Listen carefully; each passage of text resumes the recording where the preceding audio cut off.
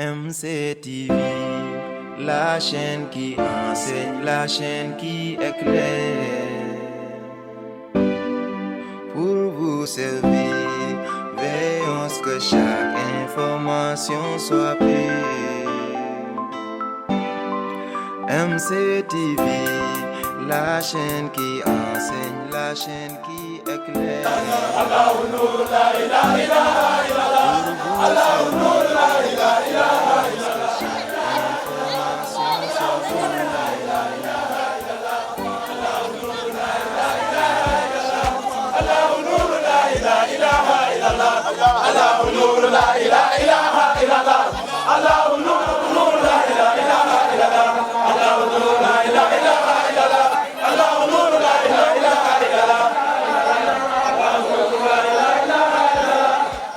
Très chers fidèles téléspectateurs Médina Cheikh TV, bonsoir à toutes et à tous.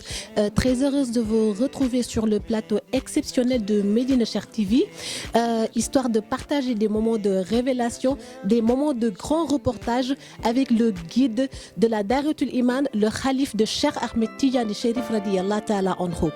Alors bu ñu ñëwee suñu première question ak ki nga xamante ni moom mooy Seydi Mouhamed El Cheikh Mawlaay Seydi Mouhamed El Cheikh tey ñoo ngi leen di dalal fii ci Fass ci cadre tournée nationale yi ngeen di def étape Fass bi nekk étape bi nga xamante ni moom moo war a clôturer 2019 bi ci suñuy xool Fass dafa nekk dëkk bi nga xamante ni bokk na ci yi ngeen njëkk defee conférence te remarqué nañu aussi tamit fii ngeen tëjee tournée nationale yi ñu bëggoon xam loolu ndax dafa am xaqaka bu ci làqu wala aussi seen relation ak dëkk bi nga xamante ni moom mooy Fass nga am.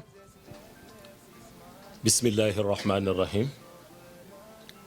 alhamdulillahi rabbil alamin allahumma salli ala sayyidina muhammadin al-fatihi lima ughliqa wal qatimi lima sabaqa nasiril haqq bil haqq wal hadi ila siratika al mustaqimi wa ala alihi haqqa qadrihi wa miqdarihi al azim. maa ngi nuyu waa Médina Cheikh TV yëpp di kontaan ci question yi nga xam ni posé ngeen ñu ko te mooy suñu diggante ak dëkk bi nga xam ni dëkku Seydil Hadji Rawhan Ngom la ñu di ko wax Fass Ngom. Fass Ngom yàgg nañu fi di ñëw depuis 2004 ma am kóllëre gu yaatu ak kër gi waaye am kóllëre gu yaatu ak ñi nga xam ni it dañu leen fi fekk si. loolu nag débuté ca Saint-Louis ba agsi fii nga xam ni toujours institut islamique bi ñoo tuddee Umul Qura suñu daan faral di def seen conférence yàlla dafa daan dogal Cheikh Khassim Diagne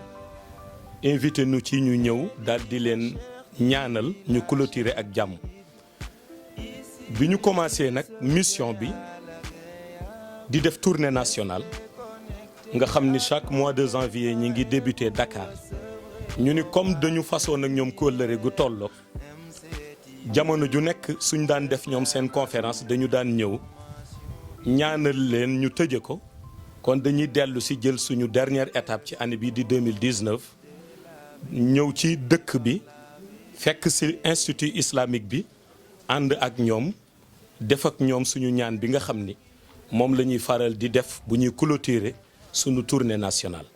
kon su fekkente ni am na xaqiiqa bu làqu si sama digganteeg Fass damay wax ni xaqiiqa la boo xam ni dafa dellu si ci coobare mag ñi ndax mag ñi buñ daan sañ ci dëkk li ñuy ñaan ci dëkk ba mooy ba àdduna di tukki nit ñu baax ñi di fa teg seen tànk. kon defe naa tey suñu ñëwee ba ci dëkk bi lal fi malaanu wasifa nasiril haq bil haq tal atel haq bil haq suñu paree ñu def ko hadi Mawla Cheikh Ahmed Tijani defe naa Seydil Hadji Rawhan ci dundam lii la doon ñaan muy am ci dëkkam kon loolu mooy sama digganteeg Fass ci wàllu xaqiiqa. macha allah Seydi Mouhamed El Cheikh ñu amaat beneen laaj pour yow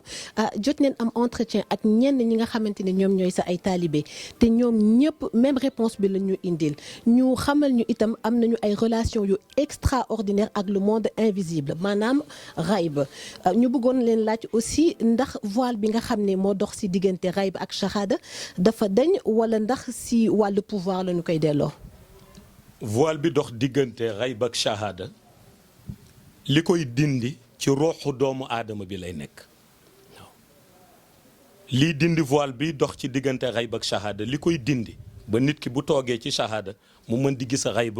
loolu ci ruuxu doomu aadama lay nekk. léegi nag loolu boo amee cheikhu tarbiya bu la ko mën a dindil sa digganteeg xayb ak shahada day mel na nii nga toogee nii nu jàkkaarloowee. secret bi it benn secret dong la muy salaatul fatiha bu nangu jawharatul kamal bu nangu laa ilaha illallahu bu nangu. loolu nag Mawlaay Cheikh Ahmed Tijani Chérif ñëpp ñi nga xam ni baaxe na leen ba jox leen cër secret yooyu dana ko def ci seen loxo ba tax ñoom képp koo xam ni joxati nañ la tariqa tijaniya ci wérd bi wala ñu jox la tarbiya ci tariqa bi mën nañu fexe ba jëriñ la loolu ci sa rox. su boobaa yow salaatul fatiha ba ngay jàng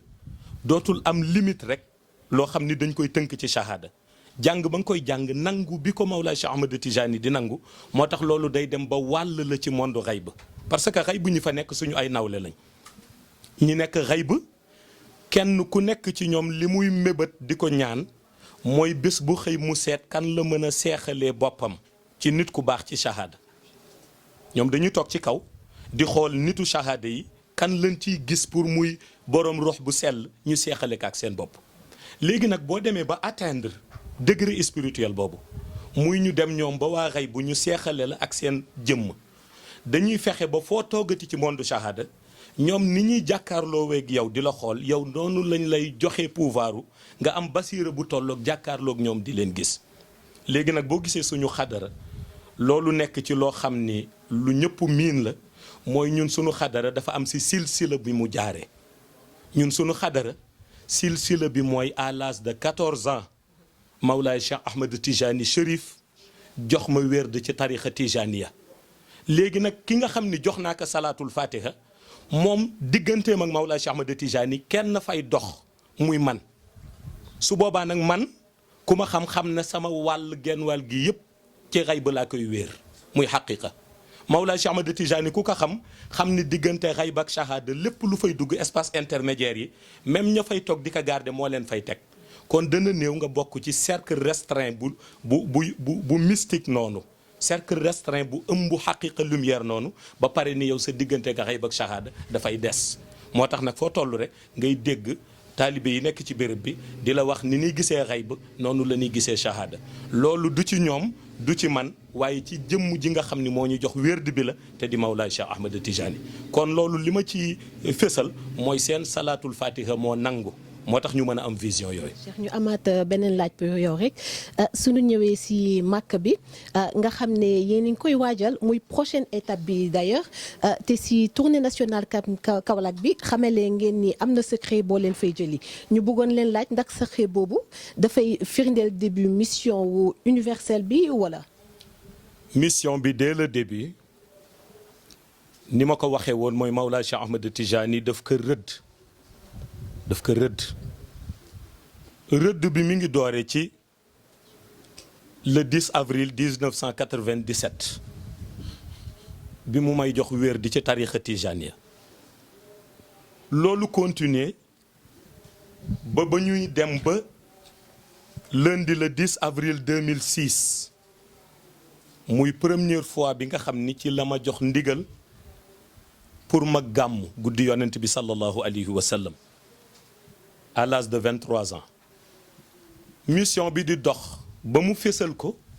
ñu bare jot ci en 2016 kon loolu yëpp ci organisation bi lay dellu. mu ni bu ñu àggee 2019 secret ya nga xam ni mooy doxal mission bi benn bu nekk dana ma ko jox ma téye ko ci sama loxo. benn ba jël naa ko daaw ca ba ma demee Fès di woon 25 avril 2018. beneen bi su ma demee ci sama haj Makka ci pèlerinage bi war naa ko jëlee sa bisu Arafa. yooyu ay organisation la li des nag pour ñu doxal mission bi ni débuté na officiellement en 2022 fekk ma am 40 ans.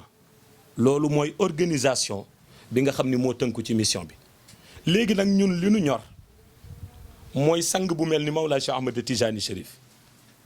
bu la joxee ndigal ñun dañu jàpp ni ndigal ba mooy mission ba fu mu nekk sonnatunu ci di xaar ban date wala ban weer wala ban jour jox nañu ndigal ñun commencé nañu suñu mission léegi nag moom date ba nga xam ni bu jotee moom la joxañ ni mission bi bis ni ko tey door naa ko mooy 2022.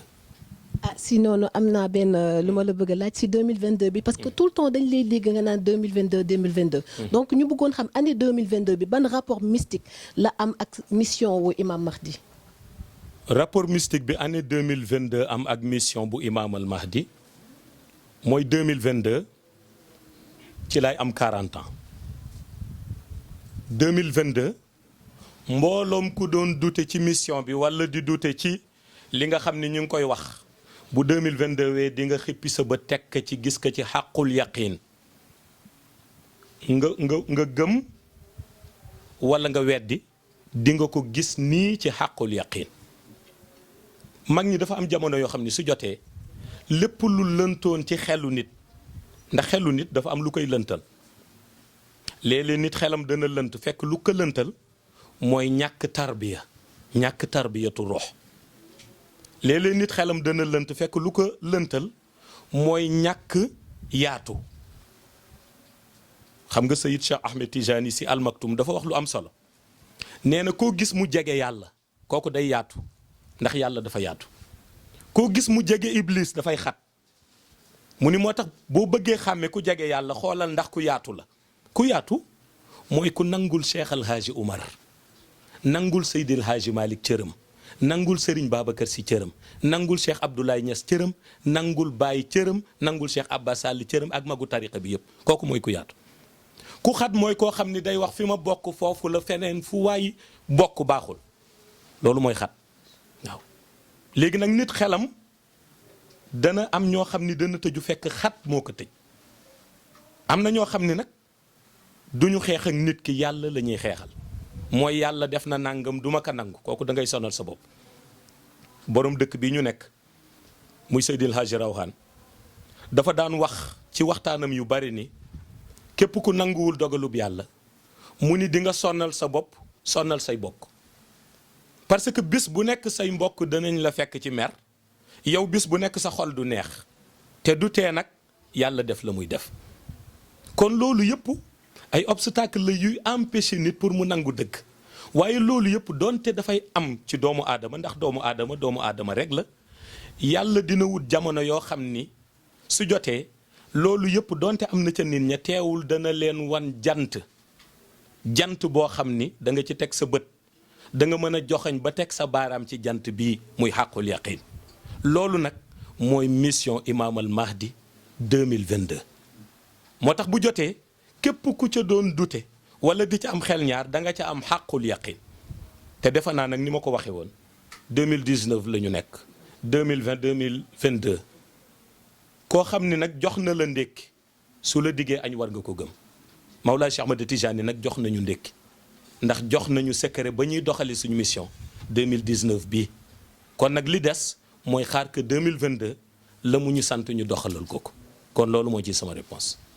bëggoon nañ aussi nga leeral ñu ki nga xamante ni moom moo war a ñëw pour yeesal diine bi arab di ko oowee mujadid selon yow naka lañ koy xàmmewee ak ay mandargam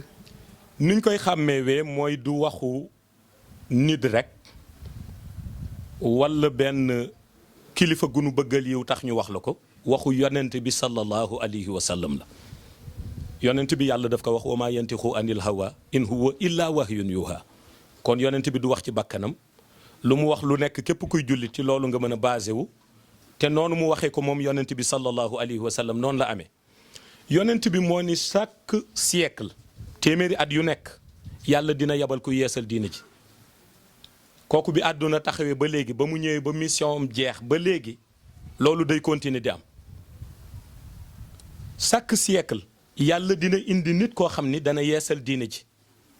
mag ñi lu tax ñu xamoon leen ku mel ni Cheikh Al Hadji Malick tey bi muy génn àdduna en 1922 ñëpp xamoon nañ ni moom la yàlla yabaloon pour mu yeesal diina ji mandarga kii yeesal diina ji du nekk mandarga rek sant wala mandarga taalibe yi jël ko benn nit fal ko màndarga yàlla la ci nit ki mooy nit ki bu ñëwee suñu dégluwul woon kenn moom daañ ko déglu su jëfee dinañu xam ni jëfam dana wuteeg jëf yu bare bu waxee waxam na nga koy déggee dana wuteeg bépp wax waaye buy doxal soo ko xoolee xam ni kii kat yàllaa ko jàppal tànk ndax yàlla bu la yabalee pour mission moom yàlla day jëlaat responsabilité mission bi yëpp wéer ko ci jëmmam moom yàlla yow nag muy xool ndax am nga volonté pour doxal soo amee volonté rek loo def moom yàlla mu ànd ci moo tax kuy doxal diine di ko yeesal bu ñëwee du toog rek ni man maa yeesal diine ji dañuy xam ni moom moo ko yeesal waaw xaalam nag may na ko su ko neexee mu yëkkati loxoom ni maa yeesal diine ji waaye du ko wax yam ci daf koy jëf ñuy gis te jamono ji yàlla ku mu indi nga yeesal diine ji da nga yeesal diine ji ci xàqul yaqin ñu koy gis nga yeesal tariqa bi ñu koy dund waaye rox yi ñooy seede ni joxañ yi gaa yi di joxañ yépp ñu joxañ benn joxañ ni bii la nan koy seedee mooy ñoom ñooy zikr yàlla wan leen ñoom ñooy tëdd yàlla wan leen ñoom ñooy toog am xaqul yaqin ni leeru tariqa bi suñ ko doon wëri daje nañu ak moom mooy xol bu leer naññ ak salaatul fatiha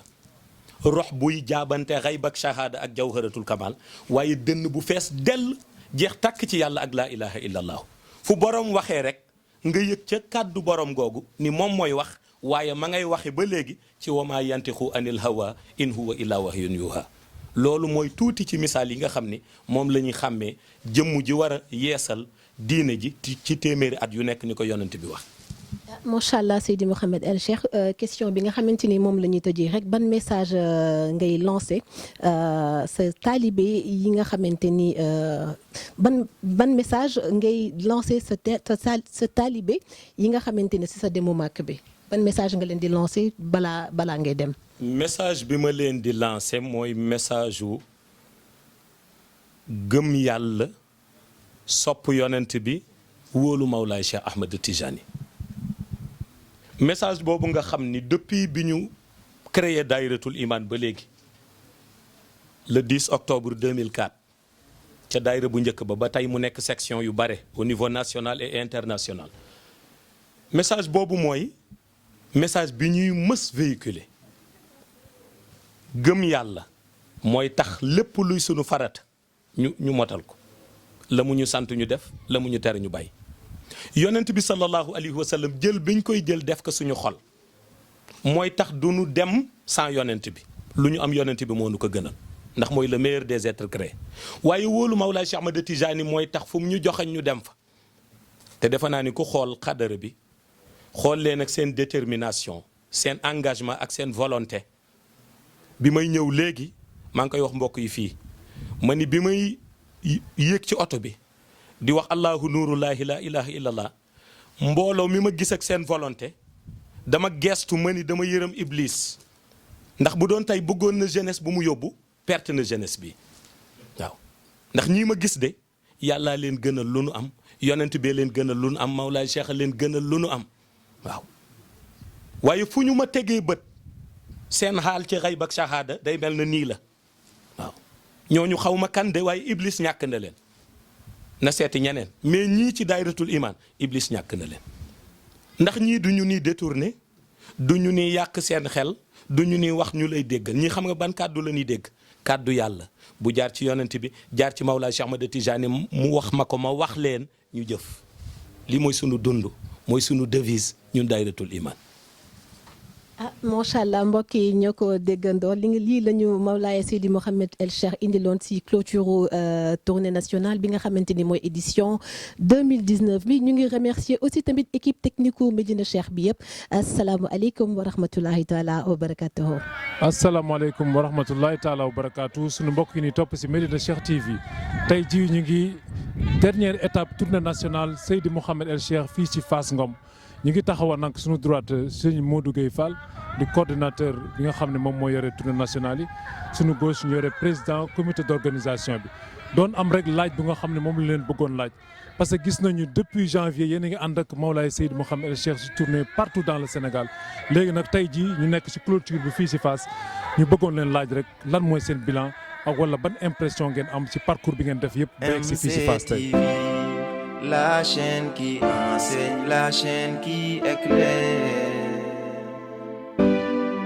Pour vous servir, veillons ce que chaque